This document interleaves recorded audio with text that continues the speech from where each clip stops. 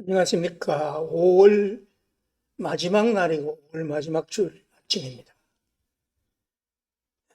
오늘 강의 시작하겠습니다.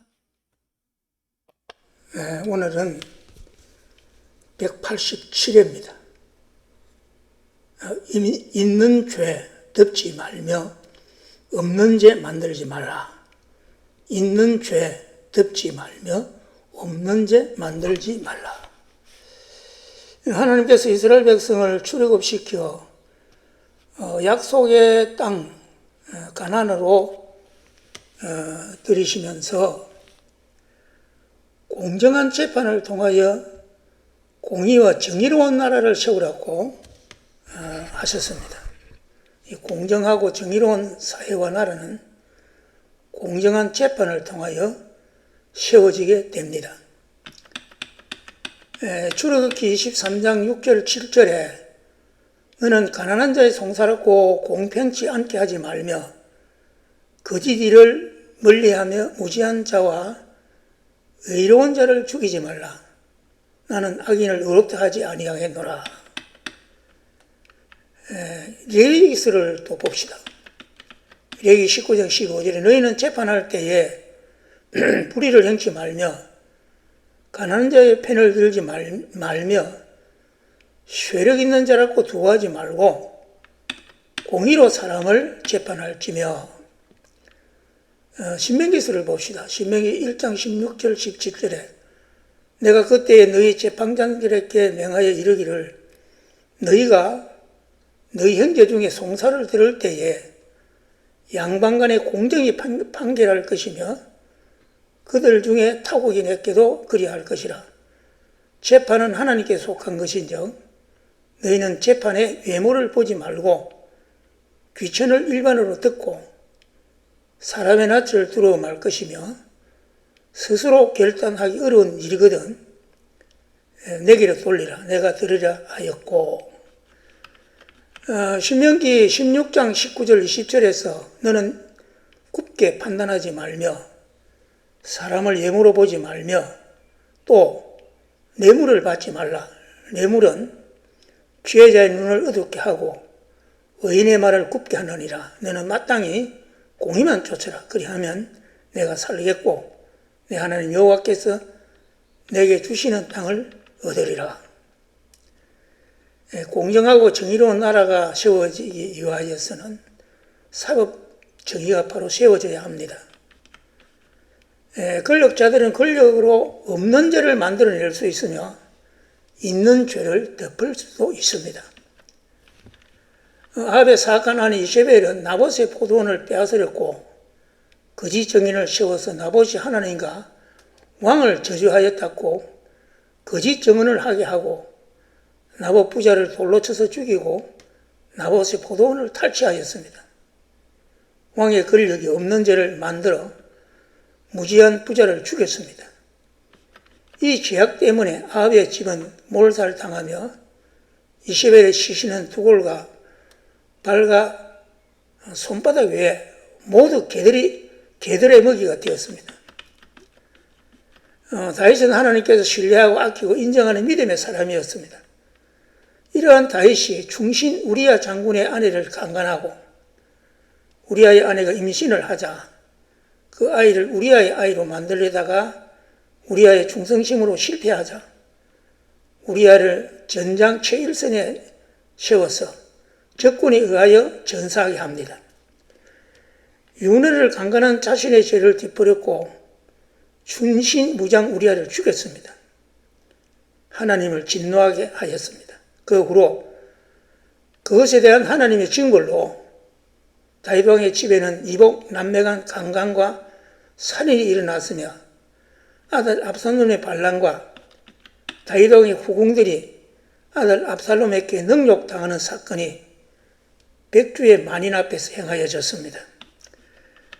2023년 11월 29일 오후 6시경 안성시 소재 칠정사 요사처에서 불교 조계종 총무원장을 지낸 차성 성녀가 방화를 하고 자살한 사건이 발생하였습니다. 조계종은 이 사건을 소신공양으로 발표하였습니다. 자선성녀가 자신의 몸을 불살라 부처님께 공양하였다는 것입니다. 불교의 계율에서 첫 번째가 불살생입니다. 소신공양은 불교의 첫 번째 계율을 어기는 살생입니다. 불교의 석가가 소신공양을 가르치지 않았습니다. 이 소신공양을 인정한다면 불교는 옛날 모압 족속이 섬기던 저급한 몰록의 신과 다를 바가 없습니다. 자선성녀는 건조물 방화법입니다. 거대한 종교 집단 불교는 그들이 가진 교권으로 방화범을 순교자로 만들어내었습니다. 정부는 국민훈장, 무궁화장까지 추사하였습니다. 어떤 힘으로도 있는 죄를 덮어서는 안 되며 없는 죄를 만들어내어서도 안 됩니다. 대통령이 재임 중에 적법 절차를 따라서 계엄령을 선포하고 해제하는 것은 대통령에게 부여된 고유한 권한입니다. 그런데 윤 대통령을 내란범으로 몰아서 감옥에 넣었습니다. 대통령뿐 아니라 대통령 주변에 11명이 감옥에 있습니다. 윤 대통령 부인도 죄인으로 만들어 감옥에 넣었습니다. 권력을 가진 자들의 행포며 만행입니다. 대통령이라는 자가 5개 형사재판을 받다가 대통령이 되고 나서 재판을 중단시키고 자신의 죄를 덮으려고 특검을 만들려 하고 있습니다. 이러한 자가 대통령이 되는 나라의 국민인 것에 자괴감이 듭니다.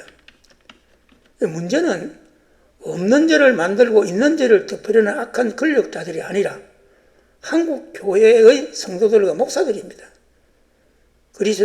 그리스도인들과 목사는 정의와 공의의 하나님 편에서 세상을 보아야 합니다. 하나님 편에 서면 죄악과 불의가 보입니다. 그런데 한국교회 성도들과 목사들은 그렇지 않음이 문제인 것입니다. 이스라엘이 출애굽할 때에 광야에서 고라와 다단과 아비람과 온이 작당을 하고 하나님과 모세를 대적하는 반란을 일으켰습니다. 하나님께서 이들을 큰 싱크홀을 만들어 생매장시켰습니다. 하나님께서 이 무리들을 떠나라고 경고하실 때 고라의 아들들은 불의한 부모의 편에 서지 않고 하나님 편에 서서 이 사건을 보았기 때문에 부모의 죄악이 보여서 부모를 떠나서 살아남을 수 있었습니다.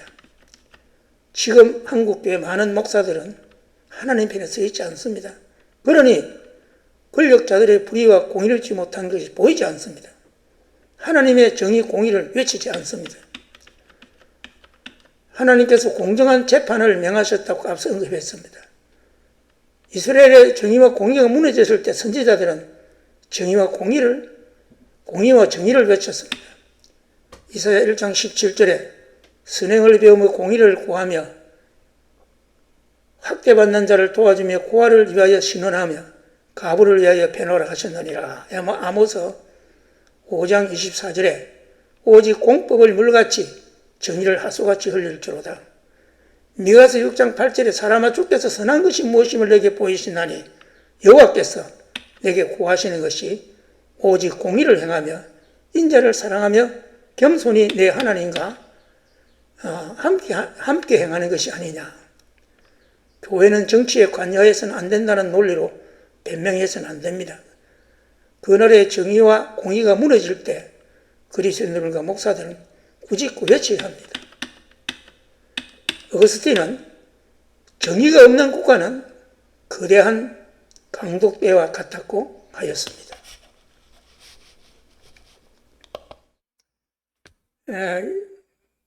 지나다 보니 벌써 5개월이 지나고 내일은 6월달 하반기 마지막 때입니다.